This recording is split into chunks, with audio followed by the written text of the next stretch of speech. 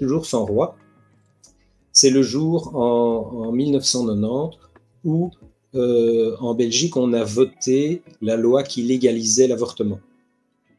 Il faut savoir qu'à l'époque, c'était le roi Baudouin qui nous gouvernait et c'était un fervent catholique qui était profondément contre l'avortement pour des raisons tout à fait personnelles, parce qu'il n'avait pas pu aussi avoir d'enfants, parce qu'il était très croyant. Et donc, comme le roi doit ratifier toutes les lois et que lui, il se sentait incapable de ratifier celle-là, on a évidemment trouvé une solution à la belge, comme on dit.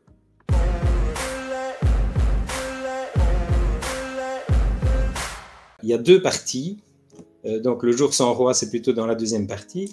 Donc dans la première partie, on raconte l'histoire de Solange, qui est une jeune femme de 25 ans, blonde, jolie, mais qui est un peu dans l'ombre de son mari, Mathieu. Ils vont fêter leurs 5 ans de mariage avec de grandes agapes, des invités prestigieux. Et un mois après, elle se fait kidnapper. Et donc commence une enquête policière, on peut dire assez classique, où on va essayer de deviner qui l'a kidnappée, où elle était kidnappée, est-ce qu'on va la retrouver. Et donc il y a des policiers qui sont sur le coup. Et ça se passe à Vierve-sur-Virouin, c'est-à-dire pas loin de Couvin, dans la commune de Viron-Aval.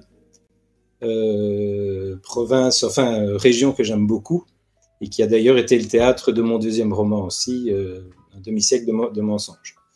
Et puis il y a une deuxième partie où on va suivre la destinée d'Angèle, qui est une jeune femme qui vit à Laken, à Bruxelles. C'est pour ça que le jour sans roi, on commence à voir le lien avec la famille royale. Et elle vit seule avec sa grand-mère et elle veut essayer de découvrir ses origines et d'où elle vient. Et elle va mener sa petite enquête aussi. Alors, vous doutez bien qu'à un moment donné, les histoires vont s'imbriquer, c'est logique. Mais voilà, je ne vais pas trop en dire parce que sinon... Non. Là, ça commence à devenir un peu touchy. Il y a ce jour particulier qui a toute son importance. Oui, le titre m'est venu spontanément. Je n'ai pas dû réfléchir pour trouver le titre du livre parce que je trouvais vraiment que c'était le jour central. En fait, le jour sans roi, c'est le jour en 1990 où en Belgique, on a voté la loi qui légalisait l'avortement. Il faut savoir qu'à l'époque, c'était le roi Baudouin qui nous gouvernait et c'était un fervent catholique qui était profondément contre l'avortement pour des raisons tout à fait personnelles, parce qu'il n'avait pas pu aussi avoir d'enfants, parce qu'il était très croyant. Et donc, comme le roi doit ratifier toutes les lois et que lui, il se sentait incapable de ratifier celle-là, on a évidemment trouvé une solution à la belge, comme on dit. C'est-à-dire que le roi a démissionné, on a fait signer rapidement la loi qui légalisait l'avortement, et puis une fois qu'elle était signée, le roi est remonté sur le trône. Et ça a duré 3-4 jours dans l'ensemble. Donc c'est vrai que bon, ceux qui s'en souviennent, qui sont plus âgés, c'est vraiment, ça a marqué la Belgique, parce que c'est quand même assez unique dans l'histoire d'un pays. Et maintenant, voilà, je trouvais que ce petit bout d'histoire était un petit peu tombé dans l'oubli. C'est pas juste pour prendre un événement historique comme ça, il a toute sa valeur dans le livre. Bien sûr. Parce que la maman d'Angèle est une fan inconditionnelle de la famille royale, parce que voilà, elle est née la même année que le roi Albert II, parce qu'elle a eu un enfant la même année qu'Albert II a eu le prince Laurent. D'ailleurs, elle l'a appelée Laurence parce que c'était une fille. Voilà, donc elle se trouve tous des points communs avec la famille royale, et donc elle va s'identifier à la famille royale, et toutes les décisions qu'elle va prendre vont être inspirés par tous les événements que la famille royale a vécus. Jean-Louis, l'histoire belge est toujours au centre de tes romans. Oui. Qu'est-ce qui t'inspire? Est-ce que c'est vraiment important pour toi d'affirmer finalement le plat pays dans tes romans, dans tes écrits? Ben oui, parce que voilà, toi tu l'as dit toi-même tout à l'heure dans ma présentation, c'est pas les écrivains français qui vont parler de notre pays. Donc si nous on ne le fait pas, ben, personne ne le fera.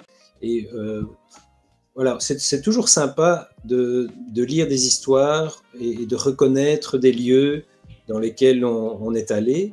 Et donc c'est pour ça que je me dis, ben voilà, je suis un écrivain belge, je vis en Belgique, et donc je vais écrire et me faire passer toutes les histoires en Belgique, en partie, hein, parce que je voyage aussi loin, mais en partie en Belgique. Et je crois que c'est ça qui plaît pas mal aux gens aussi.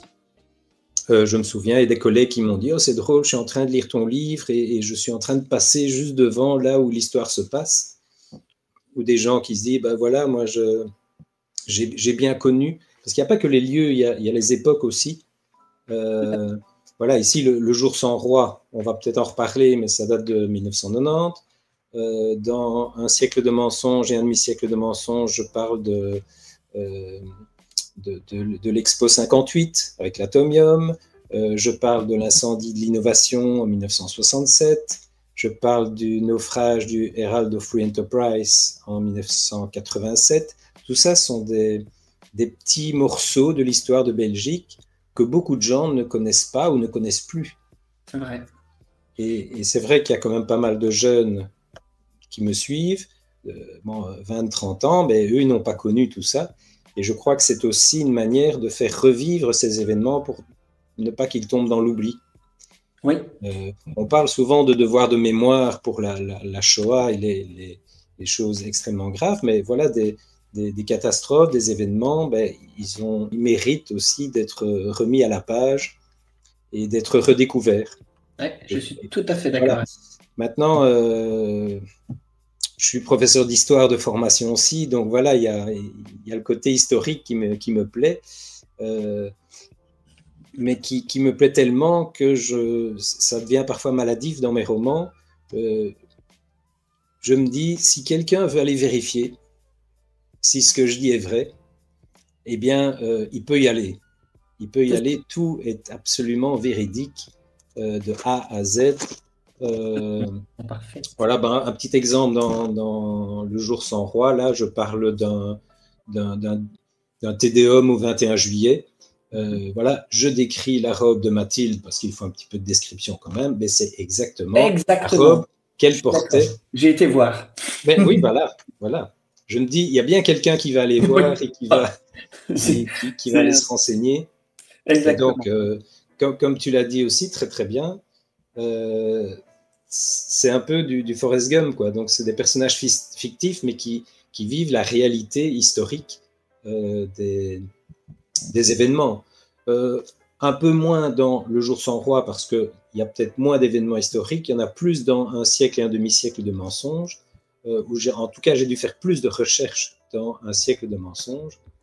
Quand je parle, par exemple, soit l'incendie de l'innovation, soit l'incendie du Hindenburg dans l'entre-deux-guerres, donc, qui était immortalisé par Led Zeppelin sur un de ses albums. J'ai vraiment été rechercher l'heure de décollage, le lieu, le trajet, le nom des passagers qui étaient dans le Zeppelin, le nom des passagers qui sont morts, ceux qui ont survécu, le nom du capitaine. Donc j'ai fait des recherches assez pointues sur des sites américains, comme quoi il faut connaître un peu l'anglais parce que ça sert toujours. Et j'ai souvent, sans Internet, j'aurais jamais pu écrire mes romans, parce que Internet, c'est vraiment une source inépuisable de renseignements. Et donc, c'est ça qui me plaît, aller rechercher vraiment la vérité historique.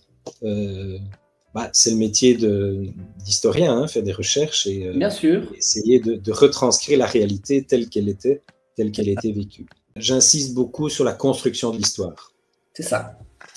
J'ai une panique que les gens s'ennuient en lisant mes romans, ce qui fait que j'essaye vraiment de ciseler, de fignoler la construction du récit pour essayer de surprendre les gens. Voilà, j'ai pas envie qu'ils me disent oui, bon, de toute façon, à la moitié du livre, on a déjà deviné la fin. Et donc ça, j'essaye vraiment de travailler là-dessus. Alors, c'est un jeu d'équilibriste parce que forcément, je ne peux pas me mettre à la place des lecteurs parce que moi, je connais l'histoire forcément puisque je l'invente. Et donc, ce n'est qu'à la fin du livre, quand je commence à le faire lire à quelques proches, que je me rends compte si les indices ont bien été cachés, si les indices ont bien été distillés à bon escient. Et bon, pour l'instant, ça marche bien parce que voilà, les gens sont ravis, sont contents, mais c'est vrai que c'est toujours un travail d'équilibriste. Moi, je trouve que tu as bien fait ça parce que dès le début du roman, quand il y a un flic qui arrive, hein, je me suis dit, mais dans quoi est-ce qu'ils emmènent? Quel est le rapport avec le titre?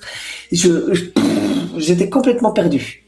Et puis, je me suis dit, ben non, ces deux premiers sont très bien, donc pourquoi est-ce qu'ici, ça n'irait pas? Et puis, petit à petit, quand la deuxième partie est arrivée, je fais, waouh! Alors là, je me Ouais. suis dit, mais là, Mais mon éditeur a dit la même chose, hein. ah ben, mais je trouve ça génial. Il a lu la première partie, il a dit, voilà, c'est bien, c'est un policier, mais il ne voyait pas où je voulais en venir, quoi. Ben, moi non plus. Et donc, Donc, j'ai même un petit peu raccourci la première partie, parce qu'il a dit, voilà, c'est peut-être un peu trop long, il faut que les gens arrivent rapidement à la deuxième partie. ouais. Et Ouais, donc, j'ai raccourci d'une quinzaine, vingtaine de pages la première partie. Moi, j'aime bien écrire soit tôt le matin, soit plutôt le soir, dans une ambiance un peu feutrée. Je mets souvent de la musique instrumentale, musique de film, parce que dès qu'il y a des paroles, ça me perturbe et j'écoute trop la musique. J'en ai besoin comme ambianceur, on va dire. Et donc, selon ce que j'écris, j'écoute telle ou telle musique. Donc voilà, j'écoute beaucoup les musiques de Hans Zimmer, si tu connais. Ah, ouais, voilà, magnifique. Et puis, voilà, j'aime beaucoup les musiques des films d'Harry Potter. Two Steps from Hell, j'aime beaucoup aussi. Voilà. Ça peut être aussi de la musique classique, hein. Je peux te mettre le Requiem de Mozart si j'ai besoin d'un truc bien larmoyant. Mais c'est vrai que la musique aide beaucoup, hein. La musique aide beaucoup. Mais je peux rester 2-3 mois sans écrire parce que c'est vrai que j'ai un temps plein d'enseignant et que parfois, voilà, on est parfois pris là-dedans et on ne peut pas dire, tiens, j'ai 5 minutes entre deux cours, je vais écrire. Ouais, c'est pas Il faut quand même se mettre dans une ambiance. C'est ça. Donc, c'est peut-être plus pendant les vacances que j'écris. Là, j'ai plus le temps de me lancer dedans, quoi. J'ai pas envie non plus de m'enfermer dans un style non plus. Parce que sinon, ça m'empêcherait de pouvoir sortir autre chose. Parce qu'on dit souvent que je suis un touche-à-tout littéraire, ce qui est vrai aussi. Pour l'instant, je suis sur une pièce de théâtre. Voilà, j'ai écrit beaucoup pour le théâtre parce que j'ai donné des cours de théâtre. Donc, au lieu de choisir des pièces, j'écrivais moi-même, des scénettes. Voilà, j'écris des nouvelles, j'écris un petit peu comme Sophie a dit la semaine passée, qu'elle aimait bien créer. Alors moi, j'aime créer aussi. Bon, pas comme elle, parce que je suis nul en dessin, en peinture, en sculpture et compagnie. Par contre, je crée des jeux de société aussi. Ah oui, trop bien. À l'école, je crée des escape games. Dans la bibliothèque. Et voilà, donc, et je fais jouer les élèves, les professeurs, et voilà, c'est très, très gai. Et donc voilà, c'est le fait de créer qui me passionne. Ce qui m'a aidé, c'est vraiment l'improvisation théâtrale que j'ai faite pendant des années. Ça m'a aidé à construire des personnages, à construire des dialogues et à construire des histoires. Et ça j'aime beaucoup. J'ai aucune pression parce que voilà, j'ai un temps plein d'enseignant. Ici, c'est juste de la passion. Tu disais, Thibaut, que oui, ça faisait longtemps que je n'avais plus rien sorti. Mais c'est vrai, il y a eu le Covid, il y a eu plein de choses, il y a eu la crise du livre, parce que voilà, mon livre était prêt depuis 2 ans. Hein. Ah oui. Et oui, ben, j'attendais que mon éditeur me dise, voilà, c'est OK. Il m'avait dit en 2022, puis après il m'a dit, bah non, plutôt en 2023, puis après, ah ben non, 2024. Et donc voilà, moi j'étais prêt. Et donc, mais sans angoisse, voilà, j'ai continué à vivre ma vie. Je me dis, ben voilà, dès qu'on peut le lancer, on le lance. Donc voilà, j'ai vraiment aucune pression. ni de mon éditeur, ni des lecteurs. Voilà, j'écris ce que j'ai envie d'écrire et apparemment ça plaît, donc tant mieux, quoi. Et continue comme ça, prends le temps qu'il faut, tes romans sont géniaux.